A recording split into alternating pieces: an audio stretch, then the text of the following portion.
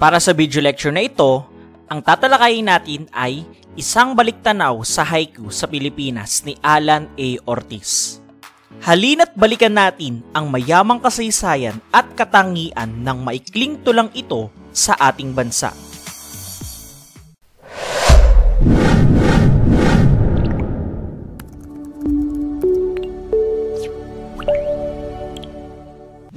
Hindi natin may kakaila na nasa dugo ng mga Pilipino ang pagiging isang makata.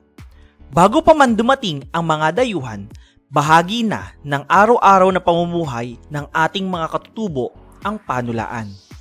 Ginagamit na ito sa paghehele ng sanggol, mga ritual sa pagtatanim, pagdiriwang tulad ng pag-iisang dibdib, at marami pang iba na nagpapakita ng damdamin ng mga Pilipino. Kaya naman, ang panulaan ay itinuturing na isang kultura na dapat nating yakapin, payabungin at linangin. Dahil dito, naging madali para sa ating mga makata ang sumulat ng iba't ibang anyo ng tula, kabilang na ang haiku. Kailan ba talaga lumaganap ang haiku sa Pilipinas? Matutunto natin ito noong panahon ng pananakop ng Hapon, mula 1942 hanggang 1945.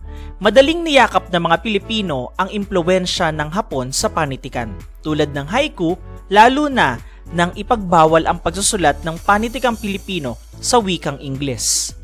Ito ang naging gintong panahon ng panitikang Pilipino dahil muling sumigla ang ating sariling panitikan, matapos magsimulang magsulat sa Ingles ang maraming manunulat. Alamin naman natin ang mga katangian ng haiku. Ang haiku ay isang uri ng maikling tula mula sa Hapon at may ilang katangiang nagbibigay kulay sa kanyang pagkakaiba. Sa tradisyonal na istruktura, ang haiku ay binubuo ng 17 pantig. Ito ay may unang taluntod na may 5 pantig, ikalawang taluntod na may 7 pantig, ikatlong taluntod na may 5 pantig. Kaya ito ay kilala sa istrukturang 5-7-5. Sa usapin naman ng tema, ang tradisyonal na haiku ay kadalasang tungkol sa kalikasan at imahen nito. Ipinakikita rito ang pagmamahal sa kalikasan at ang pagiging sensitibo sa mga detalye sa paligid. Gayunpaman, sa makabagong haiku, mas malawak na ang tema ng paglikha. Hindi na lamang ito umiikot sa kalikasan, kundi nakatuon na rin sa tao at kanyang karanasan. Sino ang kinilalang unang makatang Pilipino na sumulat ng haiku? Siya ay si Gonzalo K. Flores, nakilala rin bilang Severino Gerundio. Siya ay isang avant-garde makata noong panahon ng Hapon. Narito ang dalawa sa kanyang haiku na isinalin sa Tagalog at inilathala sa Magasing Liwayway noong Hunyo 5, 1943. Ang unang halimbawa ay ang tutubi. Tutubi, hila mo'y tabak, ang bulaklak, nanginig sa paglapit mo. Ang ikalawa naman ay ang anyaya. Anyaya, ulilang damo, sa tahimik na ilog, halika, sinta. Sa paglipas ng panahon at pag-unlad ng teknolohiya, ang internet ang nagdala ng haiku sa ilang makata sa bansa.